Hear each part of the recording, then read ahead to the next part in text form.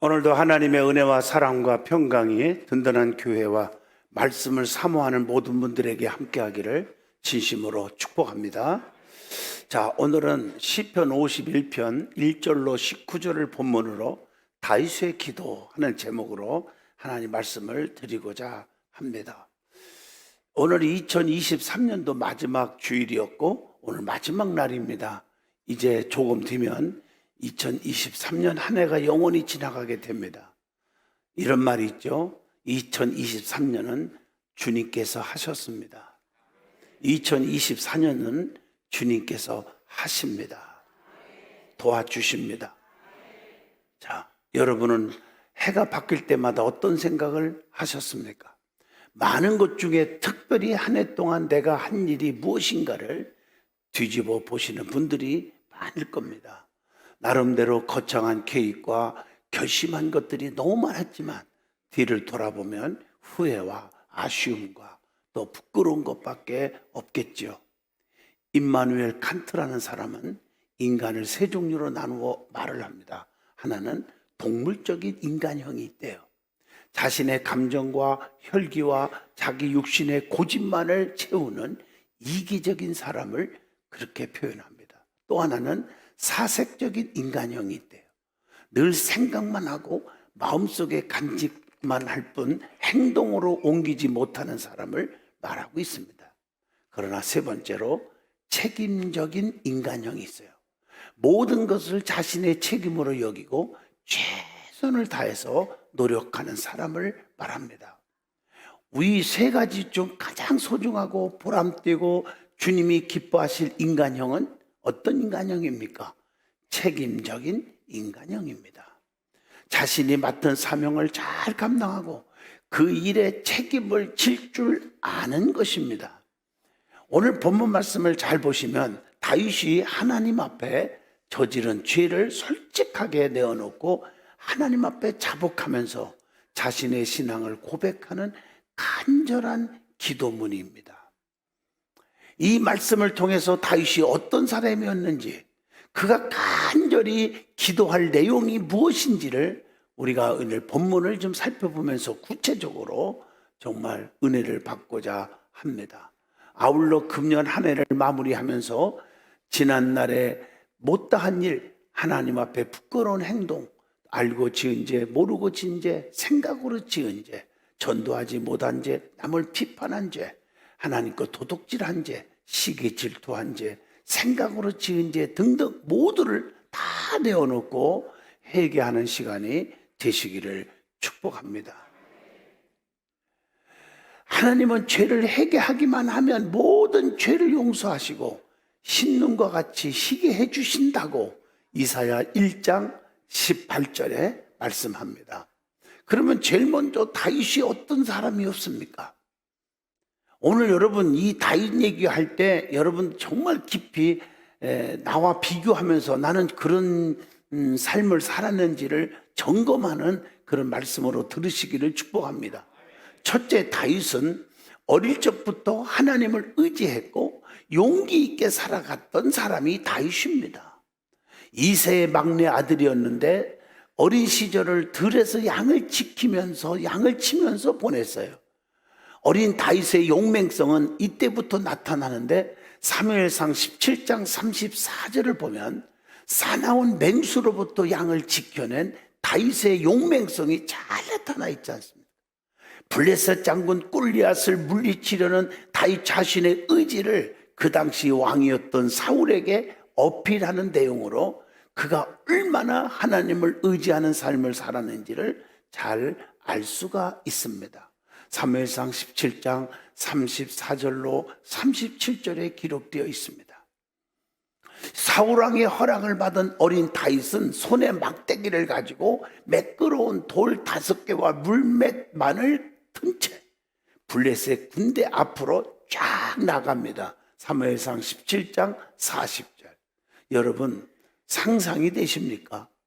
칼과 창은 물론이요 군복이나 투구조차도 착용하지 않았습니다. 자신이 죽을지도 모른다는 생각을 다윗은 조금도 하지 않았던 거예요. 왜? 하나님이 내 편에 계시고 하나님은 나를 지키시고 하나님이 역사하신다는 걸 믿었기 때문입니다. 들에서 자신을 지켜주셨던 여호와께서 저 골리앗을 자기 손에 붙이시리라는 강한 확신이 어리지만 어린 다윗에게는 있었다는 것입니다. 얼마나 담대한 신앙입니까? 하나님을 전적으로 신뢰하고 의지함이 다윗을 누구도 따를 수 없을 만큼 용기 있는 사람으로 만든 줄로 믿습니다. 블레셋 군대 앞에 선 다윗이 뭐라고 말합니까? 사무엘상 17장 45절. 너는 칼과 단창으로 내게 나오지만, 너는 무기 갖고 나오지만, 나는 만군의 여호와 이름 곧 내가 모욕하는 이스라엘 군대의 하나님의 이름으로 내게 나아가노라. 그러면서 사무엘상 17장 47절에 보세요. 여호와의 구원하심이 칼과 창에 있지 아니함을 이 무리에게 알게 하리라. 전쟁은 여호와께 속한 것인즉 그가 너희를 우리 손에 넘기시리라. 어린 꼬맹이가 그렇게 외치고 있는 거예요. 오늘 자녀들도 여기 많이 와 있습니다. 어린 때부터 이런 믿음의 소유자가 되게 하시기를 바랍니다. 결과적으로 다윗은 그 골리앗을, 그 어른들도 벌벌 떨던 그 무시무시한 골리앗 장군을 쓰러뜨립니다. 돌을 취하여 물매로 딱 던져서 6규빗이 넘는 거대한 적장을 물리친 거예요. 인간적인 판단을 넘어서 하나님의 초월적 섭리를 잘 나타내고 있는 이 사건은 어린 다윗이 얼마나 용기 있는 사람인가를 보여주고 있는 줄로 믿습니다. 두 번째, 다윗은 영감 있는 시를 쓴 사람이에요. 시편 50편 가운데 절반은 다윗이 썼어요. 시편은 다윗의 영감 있는 시입니다. 신령한 의미가 담겨져 있는 말씀으로 꽉 차 있습니다. 하나님을 찬양합니다. 그리고 죄를 회개하는, 또한 하나님의 도심을 구하고 하나님을 섬기는 데서 오는 기쁨들을 노래하고 있습니다. 오늘날 많은 찬양 사역자들의 입으로 불러지는 아름다운 시, 다윗의 영감 있는 시로서 하나님께 영광을 돌려주고 있는 걸 잘 알고 있습니다. 세 번째로, 다윗은 이스라엘의 성군으로 존경받는 왕 중 왕이었습니다. 사무엘 선지자가 이새의 아들 중 기름 부을 받을 자를 찾으면서 그들의 애모를 보고 판단하자 하나님께서 사무엘에게 말씀합니다. 그게 사무엘상 16장 7절입니다. 여호와께서 사무엘에게 이르시되 그의 용모와 키를 보지 말라. 내가 이미 그를 버렸노라. 내가 보는 것은 사람과 같지 아니하니 사람은 애모를 보거니와 나 여호와는 중심을 보느니라 하시더라. 하나님께 인정받은 왕감이 누굽니까? 다윗입니다. 첫째, 둘째, 셋째, 넷째, 다섯째, 여섯째, 일곱째 아들이 아니었어요. 형제들도 우습게 여기고 저 막둥이 보잘것없는 것 같지만 하나님은 그를 보고 계셨다는 거예요. 인정했단 말이에요. 백성들에게도 친송을 받았고 맡겨진 사명을 잘 감당했던 사람이 다윗입니다. 하나님의 뜻과 사람의 뜻은 다르다는 것을 아시기를 축복합니다. 네 번째, 모든 삶을 성전 건축에 투자했을 정도로 성전 건축에 집착했던 사람이 다윗입니다. 여러분, 얼마나 하나님의 성전을 사랑합니까, 여러분?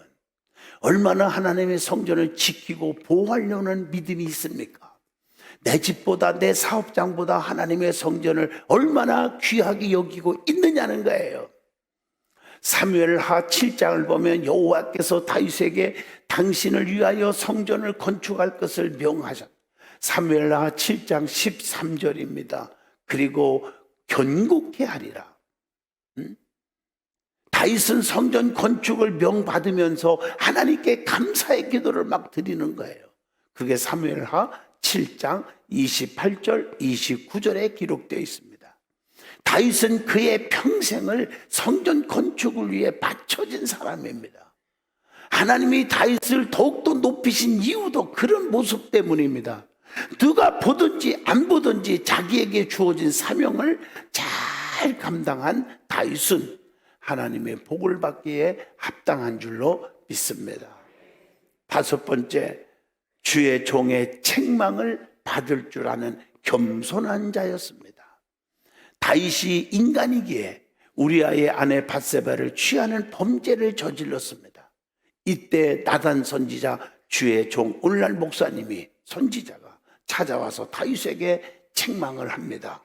그게 사무엘하 12장 7절로 12절에 기록됩니다.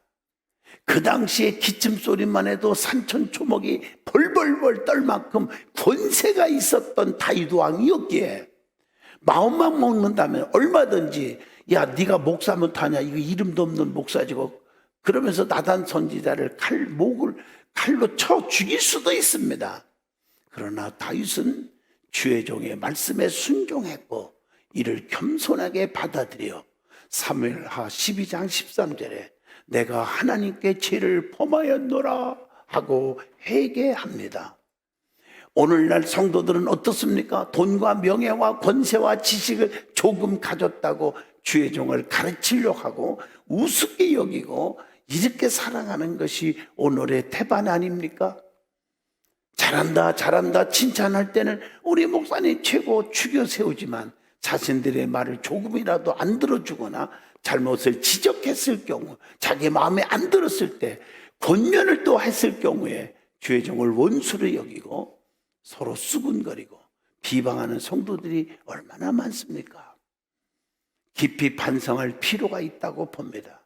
그런 사람은 성도가 아니라 그저 교인일 뿐입니다. 주의 종을 존귀 여길 때 하나님께서 복을 주시는 줄로 믿습니다. 다윗은 비록 권세가 높은 왕이지만 이름도 없는 시골, 쉽게 말하면 촌구석에서 조그만하게 목회하는 그 목회자, 선지자의 책망을 받을 줄 알고 침상을 적시면서 회개한 자가 다윗입니다. 여섯 번째로 하나님이 세우신 왕을 해하는, 하나님이 세운 자들을 해하는, 해치는 범죄를 하지 않았습니다. 모든 직분자는 하나님이 세우신 사명자들입니다. 특별히 목회자는 하나님께서 세우신 특별한 종입니다. 사울이 아직 권자에 있을 당시 날로 인기가 더해가는 다윗은 사울의 눈에 가시 같은 존재입니다. 그래서 호시탐탐 기회를 엿보며 다윗을 어떻게 하면 죽일까 그랬어요. 그러나 사무엘상 24장을 보면 다윗에게도 사울을 죽일 수 있는 기회가 있었는데 그럼에도 불구하고 다윗은 사울의 거두자랑만 배워 사울을 살려줍니다. 그게 사무엘상 24장 5절에 6절의 말씀이에요. 아니 자기를 죽이려고 군사까지 만들어서 풀었던 사울, 그 원수가 동굴 속에 들어가 보니까 거기서 잠을 자는 거야. 태평하게 이때라 그냥 자는 그 사울 원수, 자기를 죽이려고 하는 원수 목에 칼을 딱 떼어서 죽이면 끝날 텐데 안 죽여요. 왜 안 죽입니까? 하나님이 세운 자인데 저다도 내가 왜 심판을 합니까? 내가 저자를 왜 해야 합니까? 하나님이 기름 부어 세웠는데 그 당시에 왕, 제사장, 선지자는 주의 종을 통해서 기름 부어 세웠잖아요. 내가 주의 종을 해야 하는, 하나님이 세운 자들을 해야 하는 범죄를 하지 아니하였나이다. 옷자락만 살짝 잘라서 하나님 앞에 큰 소리 치는 거예요. 하나님 보세요. 죽일 수 있는 기회가 왔었잖아요. 이 옷자락 보세요. 안 죽였어요. 여러분 하나님 앞에 떳떳하게 큰 소리 칠 만한 기도거리를 갖고 사시기를 바랍니다. 너무나 멋있는 모습입니다. 하나님이 세운 종이기에 죽이지 않았고 하나님께 기도만 했던 것입니다. 주의 종의 마음을 아프게 하면 좋은 일이 생기지 않는다는 것을 다윗은 알았다는 거죠. 하나님이 쓰시기로 작정한 사람, 주의 뜻대로 헌신한 사람을 시기 질투하면 안 된다는 거예요. 대적하면 결국 자신이 다친다는 것을 알았다는 것입니다. 여러분 나중에도 나오지만 그 결과 하나님이 심판하잖아요. 사울을 버리고 비참하게 죽게 했잖아요. 7번째, 신앙 고백이 뜨거운 사람이 다윗입니다. 하나님이 누구인지를 바로 알고 고백을 한 사람이에요. 시편 18편 1절로 2절에 보면 하나님께서 다윗을 모든 대적의 손과 사울의 손에서 구원하신 그날에 하나님을 찬양한 다윗의 시가 있습니다. 여러분 다 아시죠? 나의 힘이 되신 여호와여, 내가 주님을 사랑합니다. 여호와는 나의 반석이시요 요새시요 건지시는 자요 나의 하나님이시요 피할 바위시요 방패시요 구원의 뿌리시요 나의 산성이십니다. 이렇게 고백을 합니다. 여러분의 삶 속에도 이런 믿음의 고백이 늘 있어지기를 축원드립니다. 8번째로, 다윗은 원수라도 용서할 줄 아는 사람이었습니다. 다윗은 자기를 죽이려고 했던 원수된 사울을 용서했고 쿠데타를 일으킨 자기 아들 압살롬도 용서했음을 사무엘하 18장에 보면 나와요. 위대한 관용의 사람이 다윗입니다. 혹 지금까지 용서하지 못하고 분을 마음에 품고 있는 분이 있다면 주님의 사랑으로 용서할 수 있기를 축복합니다. 성경에 보면 남을 용서할 줄 아는 사람이 넓은 사람이요, 그런 사람이 성공적인 삶이요 축복의 사람인 줄로 믿습니다. 우리 예수님도 십자가에서 돌아가시면서 예수님 무슨 죄가 졌습니까? 아무 죄도 없는 거예요. 인류를 구원하기 위하여 피 흘려 죽어지면서도 그 원수들, 아버지여 저들을 사하여 주시옵소서. 누가복음 23장 34절에 애치는 기도가 있었지 않습니까? 스데반 집사님도 돌에 맞아 순교하면서 너희들 예수 믿고 천국 가야지 이렇게 복음 전한 죄밖에 없는데 그들을 돌로 찍어서 스데반 집사님의 머리에서 피가 줄줄 흘리고 고통을 줄 때 스데반 집사님이 사도행전 7장 60절에 뭐라 했어요? 주여 저들의 죄를 그들에게 돌리지 마옵소서. 저들이 알지 못하고 죄를 집니다 하고 용서했어요. 기독교의 진리 중 가장 중요한 것은 사랑입니다. 용서입니다. 예수님께서도 요한복음 13장 34절에 새 계명을 너희에게 주노니 서로 사랑하라. 내가 너희를 사랑한 것 같이 너희도 서로 사랑하라고 명하셨습니다. 사랑은 용서하는 것이요 허물을 덮어주는 것입니다. 가정이나 직장이나 사업장이나 교회나 어디든지 여러분 사랑이 넘치면 여러분 싸울 일이 없습니다. 원수 맺을 일이 없는 줄로 믿습니다. 하나님께서 다윗을 택하시고 사울을 버린 이유가 뭐라고 생각하십니까? 사울은 기도하지 않았기 때문에, 다윗은 자복하며 회개하고 기도했기 때문에 하나님의 사랑을 받았지만 사울은 기도하지 않았기 때문에 하나님이 버렸다고 봅니다. 여기서 가장 중요한 것은 기도하지 않으면 버림받는다는 사실입니다. 또한 2번째로는 교만했기 때문에 하나님이 사울을 버린 겁니다. 기도하지 않는 자는 교만해질 수밖에 없습니다. 자기가 잘나서 운이 좋아서 노력해서 자신의 노력으로 잘 되는 것이라고 착각하기 때문입니다. 사울은 자기가 잘나서 왕이 된 줄로 착각했습니다. 잠언서 16장 18절 교만은 패망의 선봉이요 거만함은 넘어집의 앞잡이니라 라고 성경은 말씀합니다. 바울 사도도 고린도전서 15장 10절에 보면요, 내가 나된 것은 하나님의 은혜로 된 것이니 내게 주신 그의 은혜가 헛되지 아니하여 내가 모든 사도보다 더 많이 수고하였으나 내가 한 것이 아니요 오직 나와 함께 하신 하나님의 은혜로다라고 고백을 합니다. 우리의 모든 것은 하나님의 은혜로 된 것임을 잊지 않고 사시기를 축복합니다. 그리고 사울이 왜 버림받았을까? 세 번째, 책임 전가를 했기 때문입니다. 오늘날 교회 안에서도 너 때문이야, 너 때문이야, 남편 때문이야, 아내 때문이야, 목사 때문이야, 장로 때문이야, 이러지 마세요. 하나님께, 제사장에게, 주의 종에게 책임 전가를 합니다. 신앙생활에 있어서 가장 주의해야 할 것 중에 하나가 바로 책임 전가입니다. 누구 때문에 못하겠다, 이건 아무개 책임이야 등등 다른 사람에게 책임 전가하는 것은 성도들의 올바른 행동이 아닙니다. 누구 때문에 라는 말을 하지 마세요. 교회 안에서는 모두가 내 책임이다, 내가 기도 안 해서 그래, 내가 잘못한 거야, 내가 말을 함부로 해서 그래, 이런 자세로 생활하는 것이 지혜롭고 복된 행동이요 언행인 줄로 믿습니다.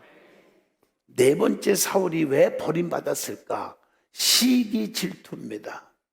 사무엘상 18장 7절로 8절 보면 사울은 천천히요 다윗은 만만이라. 어머나, 천천도 굉장한데, 그런데 다윗이 만만이라고 그러니까 시기 질투가 생겨요. 그래서 성경에 보면 사울이 그때부터 사울이 다윗을 죽일 생각을 하게 되었다. 교회 안에서도요, 시기 질투는 철저하게 없어야 될 줄로 믿습니다. 남이 잘 될 때 박수 쳐주고 남이 어려움 당하면 같이 위로할 줄 아는 진정한 성도가 되셔야 합니다. 이런 행함이 있는 성도가 성숙한 믿음의 소유자인 줄로 믿습니다. 자, 그러면 오늘 본문을 통해서 구체적으로 다윗의 간절한 기도가 무엇입니까? 어떤 기도였을까요? 첫째, 하나님 앞에 죄를 자복할 줄 아는 기도였습니다. 하나님 앞에서는 좀 솔직한 게 중요해요. 사람은 누구나 죄를 지으면 어쩔 수 없다는 듯 변명하기가 쉽지만, 그러나 사회를 탓하고 정치를 탓하고 처해진 환경을 탓하고 부모를 원망하고 교회와 주의 종 성도들을 원망하고 화살을 돌리는 등의 태도는 성도로서 바람직하지 못하다는 것입니다. 다윗은 우리아의 아내 밧세바의 그 범죄함으로 인하여 나단 선지자의 책망을 받자마자 침상을 적시며 금식하며 회개했습니다. 왕의 권세가 있었음에도 불구하고 세우심을 입은 자로서의 자세를 망각하지 않는 진심 어린 참회였음을 볼 수 있습니다. 하나님은 이런 다윗의 기도를 들으셨고 그의 죄를 용서해 주셨습니다. 누가복음 18장 9절 이하의 비유에서도 알 수 있듯이 하나님께 의롭다 칭함받는 기도는 바리새인의 교만한 기도가 아니라 세리에 자복하는 겸손한 기도였습니다. 나는 죄인입니다, 나를 불쌍히 여기소서라고 가슴을 쳤던 세리처럼 우리도 겸손하게 자복하며 기도하는 성도가 되시기를 축복합니다. 두 번째, 정직하고 진실한 기도였습니다. 시편 51편 3절 보면 물은 나는 내 죄과를 아오니 내 죄가 항상 내 앞에 있나이다. 여러분, 복음 성가 중에서 내가 먼저 손 내밀지 못하고 내가 먼저 용서하지 못하고 내가 먼저 웃음 주지 못하고 이렇게 머뭇거리고 있네, 이런 찬양이 있지 않습니까? 성도는 이 찬양의 가사처럼 머뭇거려서는 안 됩니다. 뻔히 드러난 죄를 모른 척하고 있다거나 마치 아무 잘못이 없는 양 미적거리고 회피해버린다면 인간 사이에서도 사람 취급 제대로 받기 힘든 것입니다. 하물며 전지전능하신 하나님 앞에서 감출 수 있는 것이 무엇이겠습니까? 마음에 가책이나 찔림이 있을 때 주저하지 말고 엎드려 회개하시면 됩니다. 회개는 빠를수록 좋습니다. 정직하고 진실한 회개를 드렸던 다윗처럼 성도된 우리도 하나님 앞에 깨끗하고 정결한 삶을 살기 위해 진실한 회개의 기도를 멈추지 말아야 하겠습니다. 세 번째로, 하나님께 은총을 구하는 기도가 있었습니다. 살다 보면 많은 어려움 속에 부닥치게 됩니다. 그럴 때마다 시편 51편 10절 내 안에 정직한 영을 새롭게 하소서. 시편 51편 11절 나를 주 앞에서 쫓아내지 마시며 주의 성신을 내게 거두지 마소서. 시편 51편 12절에 자원하는 심령을 주사 나를 붙들어 주소서. 그렇게 기도하세요. 하나님께서 붙들어 주시지 않으면 살 수 없는 인생이 우리의 인생입니다. 그동안 하나님 앞에서 얼마나 많은 은총을 축복을 받고 살았습니까? 하나님이 나를 붙들어 주지 않았다면 1분 1초라도 살아갈 수 없으니 붙들어 주시라고 달라고 구하시기를 바랍니다.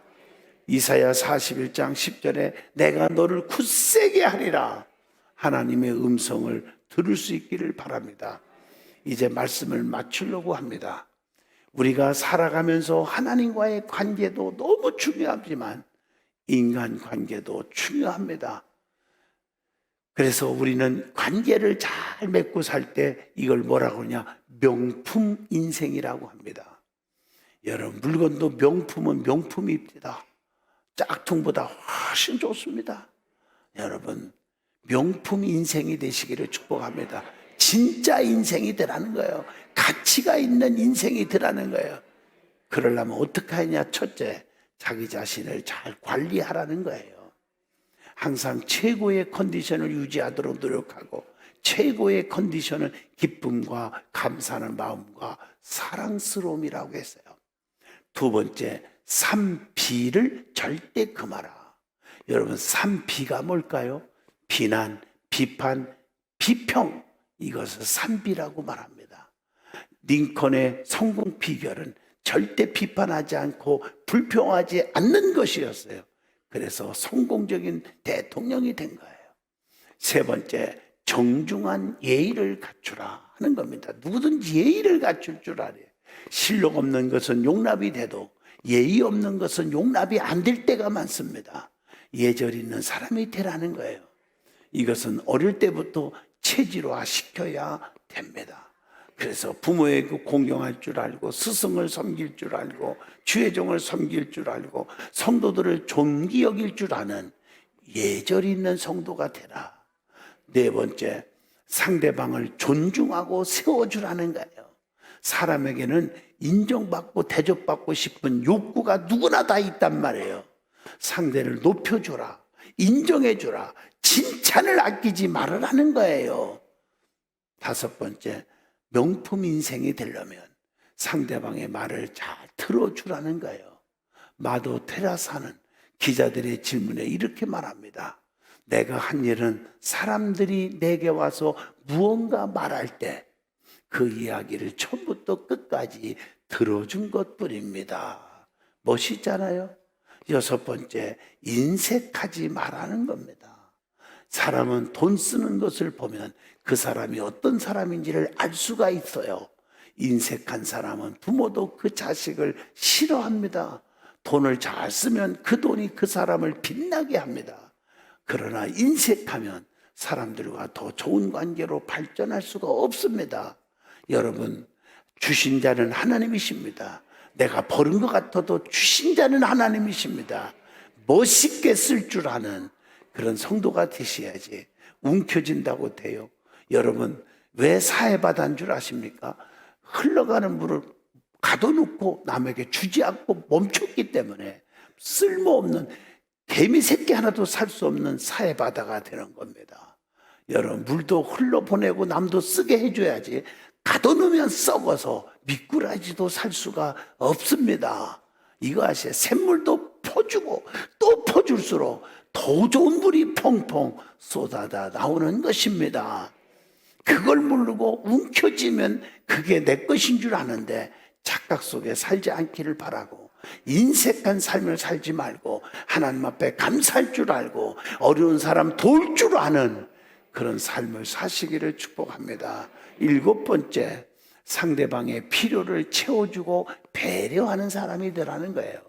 낚시를 갈 때 아이스크림을 가져가지 않고 물고기가 원하는 미끼를 가져가는 것처럼 사람을 낚으려면 내 주장만 하지 말고 상대방이 원하는 것으로 채워 주어야 한다는 겁니다.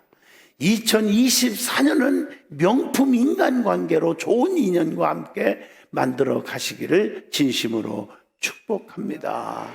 그뿐 아니라 우리의 믿음의 사람들은 하나님과의 명품 관계를 위해 날마다 기도하기를 그치지 않고 깨어 기도하면서 다윗과 같이 하나님과 명품 관계 속에서 살아가기를 진심으로 축복합니다. 누가복음 3장 21절에서 22절까지 말씀을 잘 보시면 예수님께서 세례 받으시면서 간절히 기도하실 때 세 가지 역사가 일어나잖아요. 열심히 기도하는 여러분에게도 세 가지의 복이 분명히 임하기를 소원하고 말씀을 선포합니다. 누가복음 3장 21절, 하늘문이 열렸습니다. 오늘 여러분 기도할 때 하늘문이 열려서 사업장과 자녀들, 가정, 교회가 더 풍성한 축복을 누리시기를 바랍니다. 두 번째, 누가복음 3장 22절, 성령이 강림하셨어요. 기도하다가 성령 충만 받으시기를 축복합니다. 세 번째, 누가복음 3장 22절, 하늘로서 축복의 소리가 들려와요. 사랑하는 내 아들아, 내가 너를 기뻐하노라 하시니라. 내가 너를 축복하노라. 오늘 이런 인정받고 축복의 음성을 듣고 살아가는 한 해가 되시기를 축복합니다.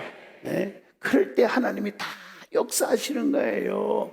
오늘 본문에 나오는 다윗처럼 하나님의 능력을 의지하며 늘 주님 안에 거하고 겸손함과 진실함을 잊지 말고 사랑하며 용서할 줄 알고 자신의 죄악된 모습을 낱낱이 회개하고 자복하는 신앙의 사람이 되어서 하나님께 크게 쓰임받는 사람이 되시기를 진심으로 축복합니다. 이제 한 해는 지난 날을 다 잊어버리고 회개하고 다 잊어버리고 미래를 향해서 더 진실하고 더 기도 많이 하고 하나님을 사랑하는 다짐을 할 수 있기를 주 이름으로 축복합니다.